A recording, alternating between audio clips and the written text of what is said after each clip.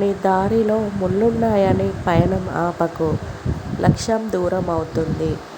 నీపై విమర్శలనే ఆశీర్వాదాలుగా నిన్ను అవహేళన చేసిన వారిని వాళ్ళే నీకు సలాం కొట్టేలా, నిన్ను వెక్కిరించిన వాళ్ళ అహం దెబ్బతినేలా, ఆస్తి అంతస్తు లేదని ఆలోచన వదిలి ఆత్మవిశ్వాసం అనే ఆయుధంతో ముందడుగు వేయి.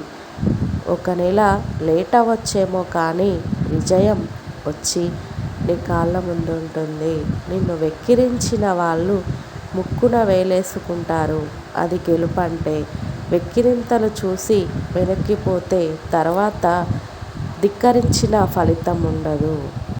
జీవితంలో ఎవరినైనా క్షమించండి కానీ మీ సహాయం తీసుకొని మిమ్మల్నే వెన్నుపోటు పొడిచిన వాళ్ళని మాత్రం ఎప్పటికీ క్షమించకండి.